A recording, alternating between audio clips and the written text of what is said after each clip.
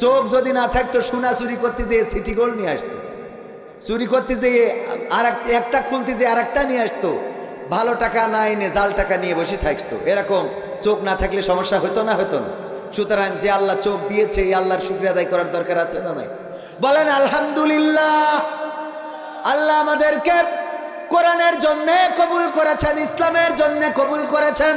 ওগো আমার ভাইয়েরা, ওগো আমার বোনেরা, ওগো আমার মায়েরা, ওগো আমার যুবকেরা, ওগো আমার কিশোরেরা, ওগো আমার আল্লাহর বান্দারা, কোরআনের কথাগুলো শোনার জন্য আল্লাহ রাব্বুল আলামিন পবিত্র কোরআনে বলেছেন, ওয়াইদা কুরিয়াল কুরআনু ফাসতামিউ লাহু ওয়া আনসিতু লাআল্লাকুম তুরহামুন।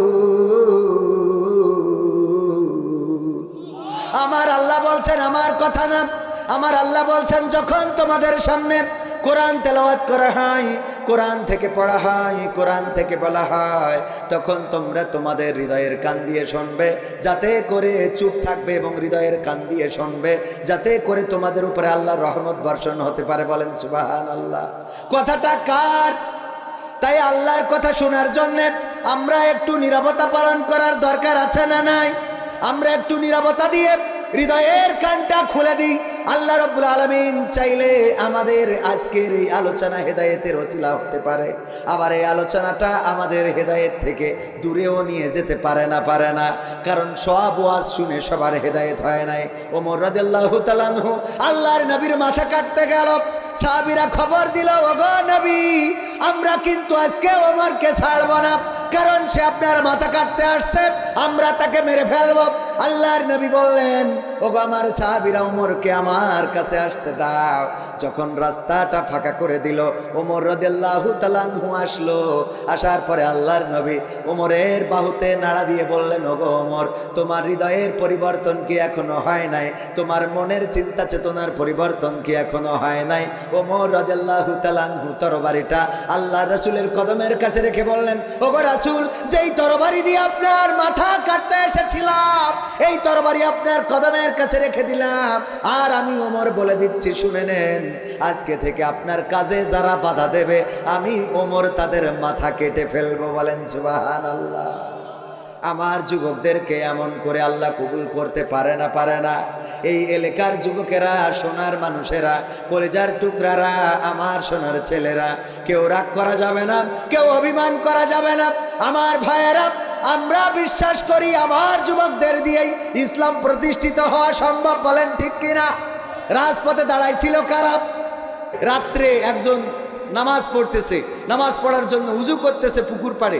এখন উজু করা দেখে ওই পাশে আর একজন চোর এসে গোসল করতি, চোর মনে করতেছে ওই পাশে মনে হয় আর এক হাজি চুরি করে আসবে।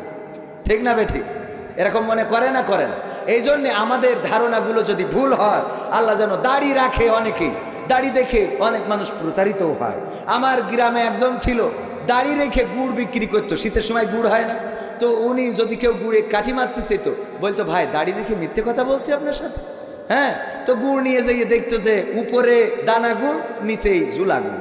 তো পরে যখন এসে মানে আইসে বলতে কি সবাই তো আর আসে না, কোনো একজন এসেছে প্রতিবাদ করার জন্য, মিয়া তুমি দাড়ি রেখে এই গুড়ের ব্যবসা করো, আমারে এত বড় প্রতারণা করলে, তোমার মুখে দাড়ি বললে দাড়ি দেখেও তোমার বিশ্বাস হচ্ছে না। তো বলছে, ভাই এ দাড়ি আসলে রাসূলের দাড়ি না, এ দাড়ি হলো আমার গুড় বেচা দাড়ি।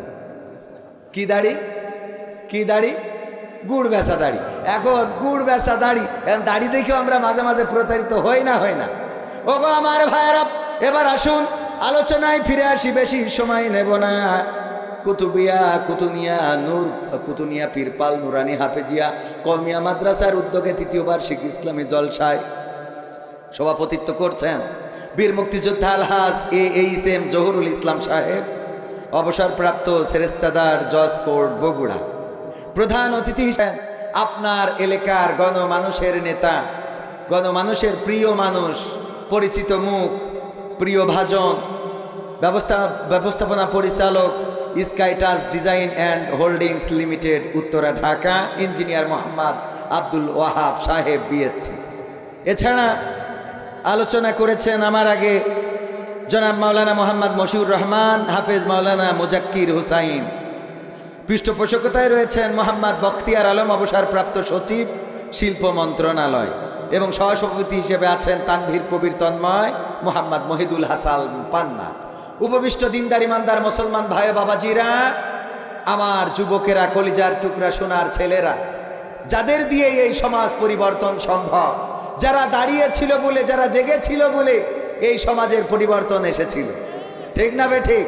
যারা রাজপথে নেমেছিল বলে স্বৈরাচার পালিয়েছিল, যারা রাজপথে দাঁড়ানোর কারণে 5ই আগস্টে আমরা কথা বলার স্বাধীনতা ফিরে পেয়েছি।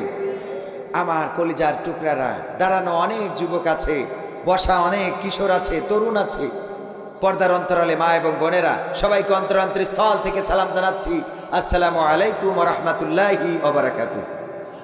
আমরা আল্লাহর শুকরিয়া আদায় করছি যে মহান রব দয়া করে, মায়া করে আমাদেরকে মানুষ হিসাবে সৃষ্টি করেছেন, এবং আজকের এই মাহফিলে যেভাবেই হোক আল্লাহ কবুল করেছেন। আমরা সবাই ভাগ্যবান, এখানে যারাই এসেছি, যারা শুনছি, সবাই কি ভাগ্যবান? আল্লাহ ভাগ্যবান হিসাবেই কবুল করেছেন, বলেন সুবহানাল্লাহ।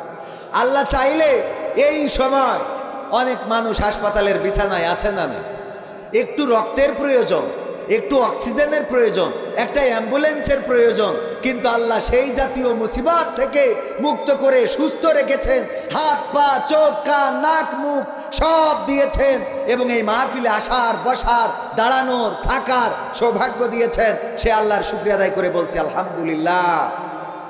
আলহামদুলিল্লাহ একটু জোরে বলা যাবে? আমার দাঁড়ানো ভাইয়েরা বলেন আলহামদুলিল্লাহ। আল্লাহর শুকরিয়া আদায় করব কেন? আপনি যে এখানে দাঁড়িয়ে আছেন, এই শক্তিটাও দিয়েছেন কে? আল্লাহর দেওয়া শক্তি নিয়ে দাঁড়িয়েছেন। আমি বলি, চোর যদি চুরিও করে তাও শুকরিয়া আদায় করতে হবে কার? কারণ কি? কারণ চোর চুরি করতে যেয়ে চোখ না থাকলে ওরে ছাগল চুরি করতে বললি কুত্তা চুরি করে আনবে, ঠিক না বে ঠিক? চোখ যদি না থাকতো সোনা চুরি করতে যেয়ে সিটি গোল্ড নিয়ে আসতো, চুরি করতে যেয়ে আর একটা খুলতে যেয়ে আর একটা নিয়ে আসতো, ভালো টাকা না এনে জাল টাকা নিয়ে বসে থাকতো। এরকম চোখ না থাকলে সমস্যা হতো না? হতো না। সুতরাং যে আল্লাহ চোখ দিয়েছে, এই আল্লাহর শুকরিয়া আদায় করার দরকার আছে না নাই? বলেন আলহামদুলিল্লাহ। আল্লাহ আমাদেরকে কোরআনের জন্যে কবুল করেছেন, ইসলামের জন্যে কবুল করেছেন। ওগো আমার ভাইয়েরা, ওগো আমার বোনেরা, ওগো আমার মায়েরা, ওগো আমার যুবকেরা, ওগো আমার কিশোরেরা, ওগো আমার আল্লাহর বান্দারা, কোরআনের কথাগুলো শোনার জন্যে আল্লাহ রাব্বুল আলামিন পবিত্র কোরআনে বলেছেন, ওয়াইদা কুরিয়াল কুরআনু ফাসতামিউ লাহু ওয়া আনসিতু লাআল্লাকুম তুরহামুন। আমার আল্লাহ বলছেন, আমার কথা না, আমার আল্লাহ বলছেন, যখন তোমাদের সামনে কোরআন তেলাওয়াত করা হয়, কোরআন থেকে পড়া হয়, কোরআন থেকে বলা হয়, তখন তোমরা তোমাদের হৃদয়ের কান দিয়ে শুনবে, যাতে করে চুপ থাকবে এবং হৃদয়ের কান দিয়ে শুনবে, যাতে করে তোমাদের উপরে আল্লাহর রহমত বর্ষণ হতে পারে। বলেন সুবহানাল্লাহ। কথাটা কার?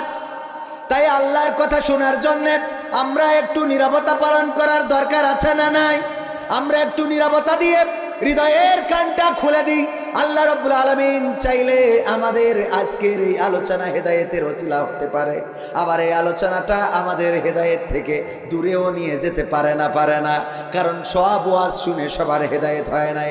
ওমর রাদিয়াল্লাহু তাআলা আনহু আল্লাহর নবীর মাথা কাটতে গেল, সাহাবীরা খবর দিল, ওগো নবী, আমরা কিন্তু আজকে ওমরকে ছাড়ব না, কারণ সে আপনার মাথা কাটতে আসছে, আমরা তাকে মেরে ফেলব। আল্লাহর নবী বললেন, ওগো আমার সাহাবীরা, ওমরকে আমার কাছে আসতে দাও। যখন রাস্তাটা ফাঁকা করে দিল, ওমর রাদিয়াল্লাহু তাআলা আনহু আসলো। আসার পরে আল্লাহর নবী ওমরের বাহুতে নাড়া দিয়ে বললেন, ওগো ওমর, তোমার হৃদয়ের পরিবর্তন কি এখনো হয় নাই? তোমার মনের চিন্তা চেতনার পরিবর্তন কি এখনো হয় নাই? ওমর রাদিয়াল্লাহু তাআলা আনহু তরবারিটা আল্লাহর রাসূলের কদমের কাছে রেখে বললেন, ওগো রাসূল, যেই তরবারি দিয়ে আপনার মাথা কাটতে এসেছিলাম, এই তরবারি আপনার কদমের কাছে রেখে দিলাম। আর আমি ওমর বলে দিচ্ছি, শুনে নেন, আজকে থেকে আপনার কাজে যারা বাধা দেবে, আমি ওমর তাদের মাথা কেটে ফেলবো। বলেন সুবহানাল্লাহ। আমার যুবকদেরকে এমন করে আল্লাহ কবুল করতে পারে না, পারে না? এই এলাকার যুবকেরা, সোনার মানুষেরা, কলিজার টুকরারা, আমার সোনার ছেলেরা, কেউ রাগ করা যাবে না, কেউ অভিমান করা যাবে না। আমার ভাইয়েরা, আমরা বিশ্বাস করি আমার যুবকদের দিয়েই ইসলাম প্রতিষ্ঠিত হওয়া সম্ভব। বলেন ঠিক কিনা? রাজপথে দাঁড়াইছিল কারা? ছাত্র জনতা, কিশোরেরা, তরুণেরা। আর এই রাজপথে দাঁড়ানোর কারণে 15 বছর ধরে যেই জগদ্দল পাথর আমাদের পরে চেপে বসেছিল, সেই পাথর সরে গেল। আর আমরা খুঁজে পাইলাম, কি খুঁজে পাইলাম? আল্লাহর ওলিদেরকে খুঁজে পাইলাম। খুঁজে পাইছি? খুঁজে পাইনি তো। কই গেছে? সব হারাই গেছে। কোথায় গেছে? এমপিরা সব কোথায় গেল? মন্ত্রীরা সব কোথায় গেল? কোথায় কাদের কাকা? তাদের ছাড়া দেশটা এখন লাগে ফাঁকা ফাঁকা। ঠিক না বেঠে? এটা যুবকদের অনুরোধ ছিল, এই জন্য এটা দিয়েই শুরু করি। আমি এখনো শুরু করিনি, আর একটু পরে শুরু করবো ইনশা। বলি, এটা বলি। এমপিরা সব কোথায় গেল? মন্ত্রীরা সব কোথায় গেল? কোথায় কাদের কাকা? তাদের ছাড়া দেশটা এখন লাগে ফাঁকা ফাঁকা। ওদের ছাড়া দেশটা এখন লাগে ফাঁকা। পালাবো না, প্রয়োজন হলে ফখরুলের বাসায় গিয়ে উঠব। বলেছে না বলে নাই? পালাবে না, পালাবে না। এই এই ওই একটা উঠছে কি ওই দলের লোক? হ্যাঁ, তুমি ওই দলের লোক? এই আমাদের তো সন্দেহ হয়, যখন যে কথা কই উঠলি মনে হয় ওই কাজের জন্য যাচ্ছে। যদি ধরে নেন যে ইসকনের বিরুদ্ধে কথা বলি আর কেউ যদি ওঠে, তাহলে মনে হবে ইসকনের সদস্য। ঠিক না বেঠিক? এই জন্য এখন শোনা উঠে না, এখন উঠা যাবে না। তোমাকে কাঠি কাছে কৃষি, হ্যাঁ, অল্প সময় থাকা যাবে না, আর আধা ঘন্টা থাকা যাবে ইনশাআল্লাহ। হ্যাঁ, আমার যুবকেরা যদি দাঁড়ায় থাকতে পারে, তাহলে আপনারা বসে থাকতে পারবেন না। বসালো করছে কেন? পিসাব লাগলে চিপি ধরি বসে থাকেন। একটুখানি আটকে না রাখতে পারলে বউ থাকে? হ্যাঁ, এই ঠিক না বেঠে? কথা কয় না বাবারে একটু। এই জন্যই ওই যেন বইলে না বসি। দেখা যাচ্ছে নামাজের রস করছি, একজন উঠে চলে যাবে, আমি কব ওই দেখো নামাজি বেনামাজি চলে যাচ্ছে। ও হওয়া যাবে না, হওয়া যাবে। আমাদের মনের মধ্যে, আমরা তো মানুষ, হঠাৎ মনে হয় ও এই কথা বলে। দেখবেন যে কারো ধমক দিচ্ছেন, অন্যভাবে ফোনে কথা বলতেছেন, হয়তো ধমক দিচ্ছেন, একজন সামনে বসেছিল উঠে চলে গেছে, পরে আবার ফোন করে জিজ্ঞেস, তুমি কি আমার ধমক খেয়েই চলে গেলে নাকি? আমি ফোনে একজনের বলছিলাম। এরকম হয় না? হয় না? তো আসলে এই জন্য আমাদের মাথায় রাখতে হবে, আমার যুবকেরা, তরুণেরা, কিশোরেরা, আমার সোনার ছেলেরা, আমার মুরব্বীরা, আমার প্রিয় ভাইয়েরা, এই বগুড়ার মাটি ইসলামের ঘাঁটি। বলেন ঠিক কিনা? বগুড়ায় 7 মাথায় অফিস বানায় পুলিশ দেশা 12 মাস পাহারা দিতে হয়েছে। কারণ বগুড়ায় একটু ঝামেলা আছে না? শোনা কথা কয় না। ঝামেলা মানে কি? আমি তো বলি আন্দোলন শুরু হবে বগুড়াতে। হবে না? হবে না? 7 মাথাতে শুরু হবে, 1 মাথা দিয়ে শেষ হবে। ঠিক আছে তো ইনশাআল্লাহ? লিল্লাহে তাকবীর। আওয়াজ বগুড়ার মতো হয় নাই। আমার বগুড়া গাবতলীবাসী। আর এখানে আছে আর একটা কি থানা জানো? সারিয়াকান্দি। 2 থানার মানুষ এখানে আছে না নাই? সারিয়াকান্দির কয়জন হাত উঁচু করেন? সারিয়াকান্দি হাত নামান। এবার গাবতলী। গাবতলী, গাবতলী একটু বেশি। আচ্ছা ঠিক আছে, আমরা একটু পাল্লা দিই। এই সারিয়াকান্দিরা বললেন না, গাবতলীরা বলুক লিল্লাহি তাকবীর। এবার সারিয়াকান্দি, গাবতলী চুপ থাকেন। লিল্লাহি তাকবীর। সারিয়াকান্দির লোক অল্প হিসেবে আপনাকে থেকে ফার্স্ট। ঠিক না বেটে? এমনি গেলি কাঠি খুলি দেবেন, আওয়াজ এত আসতে কেন? ও আমার ভাইরা, এবার একসাথে লিল্লাহি তাকবীর। আল কোরআনের আলো, আল হাদিসের আলো, আমার নেতা তোমার নেতা, লিল্লাহি তাকবীর। ও আমার ভাইরা, এই তাকবীরের আওয়াজ শুনলে শয়তান পালায়। চট্টগ্রামে যখন পুলিশের ভ্যান আটকে ধরে চিন্ময় দাসকে ছাড়াই নেওয়ার জন্য যখন ভ্যান আটকিয়েছে, ইট পাটকেল শুরু করে দিয়েছে, তাকবীরের আওয়াজ শুনে ইসকনের সদস্যরা পালিয়েছে। বলেন আল্লাহু আকবার। কিন্তু তার মধ্যে থেকে অনাকাঙ্ক্ষিত ঘটনা ঘটিয়ে ফেলল আমাদের প্রিয় ভাই, আমাদের দেশের নাগরিক, একজন অ্যাডভোকেট, বাংলাদেশের সম্পদ, জনাব মোহাম্মদ সাইফুল ইসলাম আলিফ। তার 2-3 বছরের একটা কন্যা সন্তান রয়েছে এবং স্ত্রীও গর্ভবতী। আর এই গর্ভবতী অবস্থায় সন্তান সম্ভব, সেই স্ত্রী তার স্বামীকে হারালো, তার কন্যা তার বাবাকে হারালো, মা তার সন্তানকে হারালো, পিতা তার সন্তানকে হারালো। এই নির্যাতন নিষ্পেষণ করলো। অথচ আমরা বলতে চাই, যারা এখন ভারত থেকে দেখছি বিবৃতি দেওয়া হচ্ছে, ভারত থেকে বিবৃতি দিচ্ছে এই দেশে চিন্ময় দাসকে কেন গ্রেপ্তার করা হলো, অথচ যখন গয়েশ্বর রায়কে গ্রেপ্তার করা হয়েছে, গয়েশ্বর চন্দ্র রায়কে গ্রেপ্তার করার কারণে আমার দাদারা বিবৃতি দেয় নাই। বলেন ঠিক কিনা? দ্বিমুখী নীতি। একদিকে যখন চিন্ময় প্রভু দাস যখন অ্যারেস্ট হয় তখন আমার দাদারা বিবৃতি দেয়, আর গয়েশ্বর চন্দ্র রায় যখন অ্যারেস্ট হয় তখন কোনো বিবৃতি দেয় না, বরং তার পৃষ্ঠপোষকতা করে। তাইলে হিন্দুদের মধ্যেও পার্থক্য আছে না নাই? তার মানে একদল হলো ইমানদার হিন্দু আর একদল হলো বেঈমান হিন্দু। কথা কি বোঝা গেছে?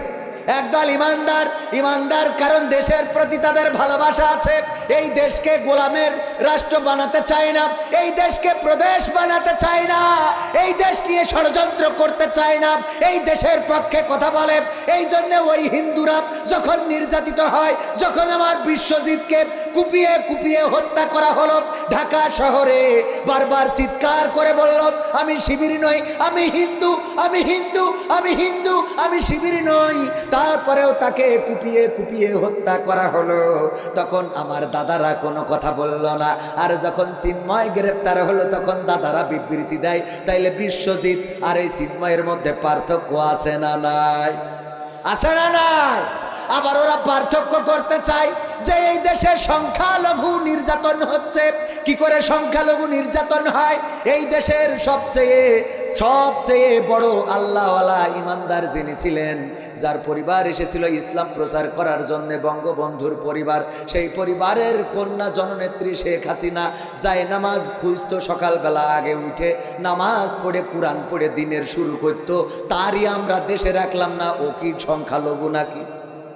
কথা কয় না? কথা বোঝেননি?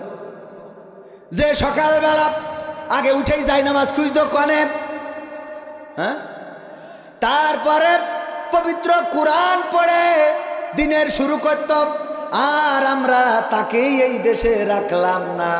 আর দাদারা বলে আমরা নাকি সংখ্যালঘু নির্যাতন করি, অথচ বঙ্গবন্ধুর পরিবার ইসলাম প্রচারের জন্য এসেছিল, আমরা সেই পরিবারের তাই ঠিক মতো এই দেশে রাখতে পারলাম না।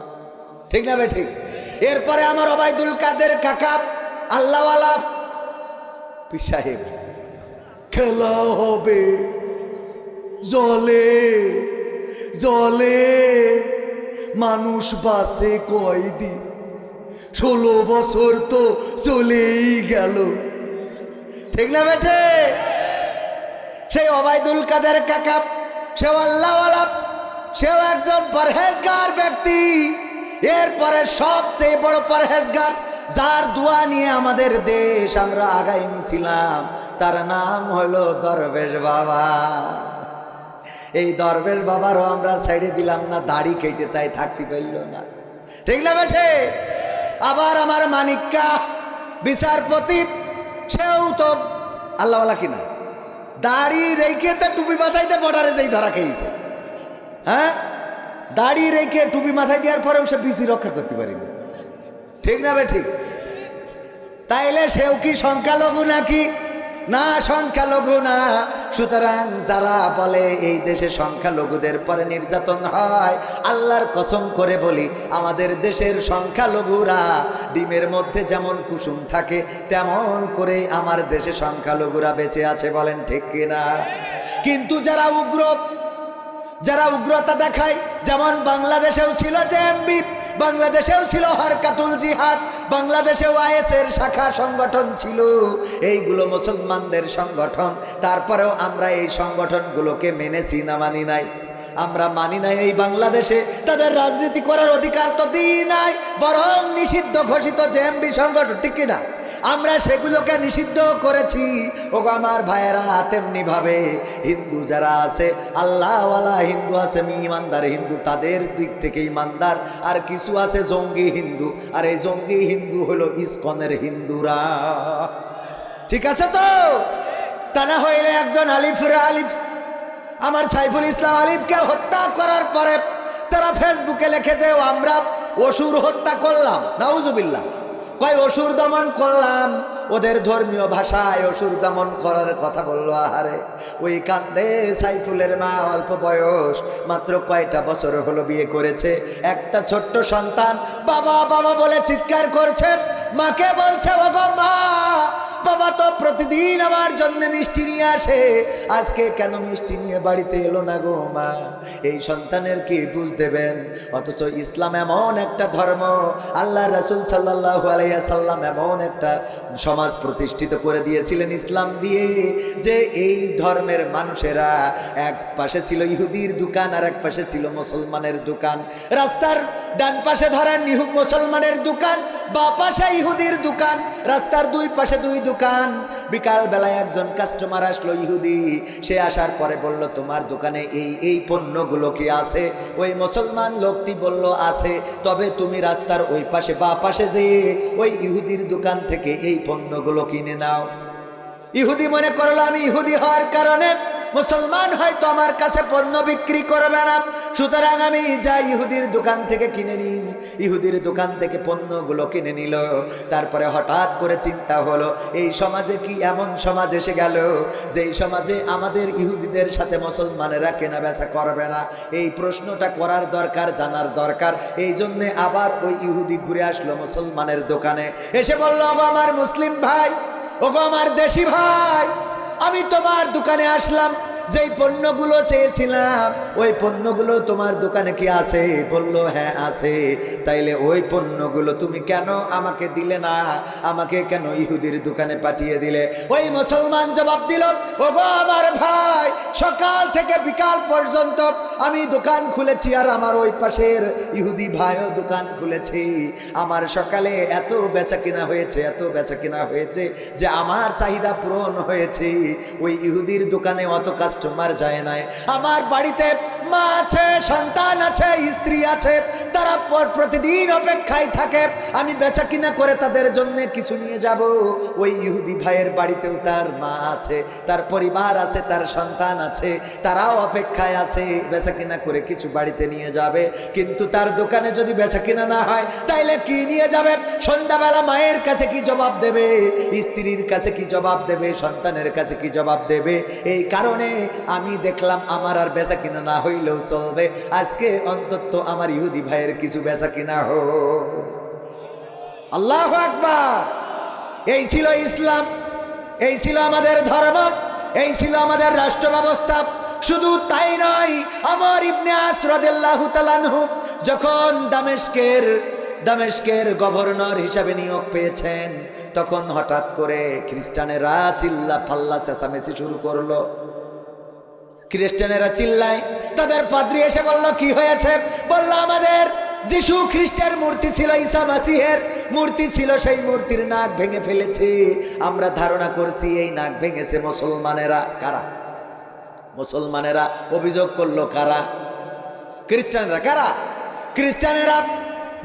দামেস্কের গভর্নর আমর ইবনে আস রাদিয়াল্লাহু তাআলা আনহু, আল্লাহর নবীর সাহাবী, ওমর নিযুক্ত খলিফা, সে বলল, তাদের পাদ্রী বলল, দেখো এখানে আমর ইবনে আস আছে, যে ওমরের নিযুক্ত করা গভর্নর, আমরা তার দরবারে যে বিচার দেব, যদি সে বিচার করতে ব্যর্থ হয় তাইলে আমরা আন্দোলন শুরু করে এই দামেস্ক অচল করে দেব। বলল ঠিক আছে, চলো তার দরবারে যাই, তার রাজপ্রাসাদে যাই, তার যেখানে অফিস আছে অফিসে যাই। অফিসে আসলো, আমর ইবনে আসকে ডেকে বলল, ওগো আমর ইবনে আস, আমাদের যিশু খ্রিস্টের মূর্তির নাক ভেঙে ফেলেছে, আমরা ধারণা করে নিয়েছি মুসলমানেরা ভেঙেছে, আমরা এর সুষ্ঠু তদন্ত এবং বিচার দাবি করছি। আমর ইবনে আস বললেন, আমার সময় দাও, 2 দিন 3 দিন, একটা সময় বেঁধে নিল, এই সময়টা দাও, আমি এই সময়ের মধ্যে আমি অপরাধীকে তারে খুঁজে বের করব। কিন্তু সেই সময় পার হয়ে গেল, তাও অপরাধীকে খুঁজে পাওয়া গেল না, অপরাধীদের খুঁজে বের করতে পারলো না। তখন তো আর ডিজিটাল যুগ ছিল না যে নেটওয়ার্ক সার্চ দিবে যে কে ওই সময় গিয়েছিল, ঠিক না? তখন তো ডিজিটাল যুগ না, আমাদের সময় ডিজিটাল যুগ আমরা পেয়েছি। ওগো আমার ভাইয়েরা, যখন আমর ইবনে আস খুঁজে বের করতে পারলেন না। নির্দিষ্ট তারিখে নির্দিষ্ট সময়ে খ্রিস্টানরা আসলো এবং বলল, আমর ইবনে আস, এখন বলো তুমি কি বিচার করবা, যেহেতু তারে খুঁজে পাও নাই। আমর ইবনে আস বলল, আমার প্রস্তাব দুইটা। কয়টা? কয়টা? এক নম্বর প্রস্তাব, তোমরা চাইলে তোমাদের যে মূর্তির নাক ভেঙে ফেলেছে ওই নাকটা আবার সুন্দর করে গড়ে নিতে পারো, আবার রংসং করে নিতে পারো, যা খরচ হবে আমি রাষ্ট্রীয়ভাবে তোমাদের দিয়ে দেব। অথবা ওই মূর্তিটা বাদ দিয়ে নতুন আর একটা মূর্তি বানিয়ে নিতে পারো, সেই মূর্তি বানাইতেও যত খরচ হবে সব খরচ আমি রাষ্ট্রীয়ভাবে দিয়ে দেব। সুবহানাল্লাহ। রাষ্ট্রীয়ভাবে মূর্তির খরচ দেয়া দরকার আছে না নাই?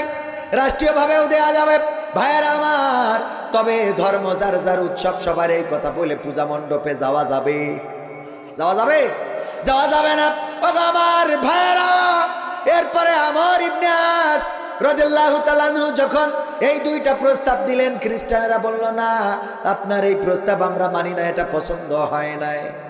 আমাদের প্রস্তাব হলো যে আপনারা যেমন আমাদের নবী যীশু খ্রিস্টের মূর্তির নাক ভেঙে ফেলেছেন, তেমনি ভাবে আমরা নবী মুহাম্মাদের মূর্তি বানাবো আর তার নাক ভেঙে আমরা প্রতিশোধ নেব। বলেন নাউজুবিল্লাহ।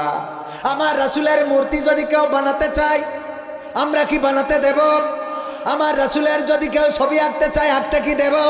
আমার রাসূলের নামে যদি কেউ কার্টুন রচনা করে আমাদের জীবন থাকতে কি তা করতে দেব? না, দেব না, দেব না, দেব না। ওগো আমার ভাইরা। এরপরে আমর ইবনে আস রাদিয়াল্লাহু তাআলা আনহু বললেন, দেখো তোমাদের যে প্রস্তাব, এই প্রস্তাব মানা যায় না, এই প্রস্তাব আমরা মানতে পারি না। তবে এতটুকু বলি শোনো, যদি তোমরা চাও তাইলে আমি আমর ইবনে আসের নাকটা কেটে নিয়ে তোমাদের মূর্তির নাকে বসাই দিতে পারো। আল্লাহু আকবার, আল্লাহু আকবার। কি করতে পারো? আমাদের এই নাকটা কেটে নিয়ে মূর্তির নাকে বসাইয়ে দিতে পারো। ওগো আমার ভাইয়েরা, আমার কলিজার টুকরা যুবকেরা, এই ঘটনাটা সবার জানার দরকার আছে। আমর ইবনে আস রাদিয়াল্লাহু তাআলা আনহু কি বললেন? তোমাদের মূর্তির নাক ভেঙে ফেলেছে আমি, যেহেতু ব্যর্থ, কে ভেঙেছে ধরে দিতে পারি নাই, সুতরাং আমার নাকটা কেটে নিয়ে তোমাদের মূর্তির নাকে বসিয়ে দিতে পারো। খ্রিস্টানেরা বলল, এই প্রস্তাবটা আমাদের পছন্দ হয়েছে, কারণ আমরা ওই নাকটা কেটে প্রমাণ করে দেব যে আমাদের মূর্তির নাক কাটার কারণে মুসলমানদের গভর্নরের নাক আমরা কেটে দিয়েছিলাম। এইটা খ্রিস্টানদের খুব পছন্দ হয়েছে, যে নাক কেটে মুসলমান গভর্নরের নাক কেটে আমাদের মূর্তির নাকে বসাইয়ে দিয়েছিলাম। এটা ইতিহাস হয়ে থাকবে যে আমাদের মূর্তি ভাঙার কারণে আমরা মুসলমানদের নাক কেটে নিছি। ওরা যেমন এখন আমাদের একজন ভাইকে হত্যা করে তারা গর্ববোধ করতেছে যে কেবল আমরা শুরু করেছি। বুঝেননি? তা হতে দেয়া হবে না, খেলা হবে, খেলা হবে, পালাবো না। কিন্তু বিপদের সময় দেখা যাবে না। পালাবো না কিন্তু বিপদের সময় দেখাও যাবে না। ও আমার ভাইরা, আমর ইবনে আস রাদিয়াল্লাহু তাআলা আনহু যখন বললেন, খ্রিস্টানেরা প্রস্তাবটা মেনে নিল, তরবারি দেয়া হলো, তরবারির ধার পরীক্ষা করা হয়ে গেল। ওই তরবারি নিয়ে নাক কাটতে আসবেন জল্লাদ। নাক কাটার জন্য যখন ছুটে আসছেন, তখন হঠাৎ করে কেউ একজন চিৎকার করে বলল, দাঁড়াও, থামো, নাকটা কাটার আগে আমার কথাটা একটু শোনো। আমি একজন মুসলমান, আমার কথা বলার একটু সুযোগ দাও। তারপরে তার সুযোগ দেয়া হলো। সেই মুসলমান বলল, দেখো, ওই মূর্তির নাকটা তোমাদের ধারণা সত্য, তোমরা ধারণা করেছো মুসলমানেরা ভেঙেছে, আসলে এই সত্য তোমাদের ধারণা। আমি মুসলমান, আমি তোমাদের মূর্তির নাকটা ভেঙেছি। দেখো, আমার কাছে নাকের অংশটা এখনো রয়েছে, আমি অপরাধী। নাক যদি কাটা লাগে তাইলে আমারটা কাটতে হবে। তবে আল্লাহর কসম করে বলি, শপথ সেই রবের, তোমাদের মূর্তির নাক আমি হিংসা করে ভাঙি নাই, আমি ঈর্ষা করে ভাঙি নাই। তোমাদের ওই মূর্তির নাকের উপরে একটা পাখি বসেছিল, আমি পাখিটা শিকার করার জন্য যখন তীর ছুঁড়েছি, আমার তীরটা লক্ষ্যপ্রসূ পথভ্রষ্ট হয়ে নাকে লেগে যায় আর নাক ভেঙে যায়। আর এটা আমি নাকটা সংরক্ষণ করেছি, ভয়ে স্বীকার করি নাই যে এই নাক ভাঙার অপরাধে না জানি কোন শাস্তি হয়। কিন্তু যখন দেখলাম একজন নিরপরাধ গভর্নরের নাক কেটে নেওয়া হচ্ছে, তখন আমার মতো অপরাধী আর চুপ থাকা যায় না। তোমাদের ওই মূর্তির নাক লাগানোর জন্য আমার নাকটা কেটে নাও। বলেন আল্লাহু আকবার। খ্রিস্টানেরা বলল এটা কেমন ধর্ম? এটা তো অত্যন্ত চমৎকার একটা ধর্ম, যেই ধর্মে অপরাধী তার অপরাধ স্বীকার করে নাই। এটা এমন একটা ধর্ম যেই ধর্মে তাদের গভর্নর নাকটা দিয়ে দিতে চায় মূর্তির জন্য। আবার অন্য মুসলমান যে ইচ্ছা করে অন্যায় করে নাই, তারপরেও অন্যায় স্বীকার করে নিজের নাকটা তরবারির সামনে তুলে দেয়। এই ধর্ম, এর চেয়ে উত্তম ধর্ম আর হতে পারে না। খ্রিস্টানেরা একযোগে সবাই পড়ে নিল লা ইলাহা ইল্লাল্লাহু মুহাম্মাদুর রাসূলুল্লাহ। এই ছিল ইসলাম, এই ছিল মুসলমান, এই ছিল ইসলাম ধর্ম। আজও আছে। আমার দেশে দুর্গা পূজা হয়ে গেল, আমার হিন্দু ভাইয়েরা তাদের মন্দিরগুলো আমার মুসলমান পুলিশেরা পাহারা দিয়েছে, আমার মুসলমান আনসারেরা পাহারা দিয়েছে। এমনকি বিনা বেতনে মাদ্রাসার ছাত্ররা পর্যন্ত দাড়িওয়ালা, টুপিওয়ালা, জুব্বাওয়ালা, পাঞ্জাবিওয়ালারা মন্দিরের সামনে বসে বসে পাহারা দিয়েছে, না দেয় নাই? পাহারা দিল। আর তার বিনিময়ে আমার হিন্দু ভাইয়েরা মুসলমানদেরকে হত্যা করো, জবাই করো, মায়ের বুক খালি করো, সন্তানের বাবাকে কেড়ে নাও, স্ত্রীকে বিধবা করো। ওগো আমার হিন্দু ভাইয়েরা, তোমাদের বিবেকের কাছে প্রশ্ন, এই কাজগুলো তোমরা কোন অ্যাঙ্গেল থেকে এই বাংলাদেশে বসবাস করে করতে পারলে? ঠিক না বেঠে? আমরা তোমাদের মন্দির পাহারা দিলাম, আমরা তোমাদের অগ্রাধিকার দিই, এত অধিকার দিয়েছি। সংখ্যালঘু কোটা আছে না নাই? কিন্তু সংখ্যাগরিষ্ঠ কোটা কি আছে? না, কোটা নাই। সংখ্যাগরিষ্ঠ কোটা নাই, কিন্তু সংখ্যালঘু কোটা আছে। আছে কোটা। বান্দরবান, খাগড়াছড়িতে যারা থাকে ওই দেশের ওই এলাকার লোক, ওদেরকে কি যেন উপজাতি বলে, এই উপজাতিদের জন্যও কোটা আছে না নাই? ওদের কোটা আছে। কিন্তু কোন আলেম ওলামার কি কোটা আছে? আছে মানে কি, নেই মানে কি? শুধুমাত্র দাখিলটা বা ম্যাট্রিকটা, দাখিলের সার্টিফিকেট থেকেছে, পরবর্তীতে সে কলেজে অনার্স মাস্টার্স করেছে, কিন্তু দাখিলের সার্টিফিকেট থাকার কারণে এই 15 বছর চাকরি হয় নাই। হাজার হাজার নয় লাখো লাখো ছাত্র জনতার, বলেন ঠিক কিনা?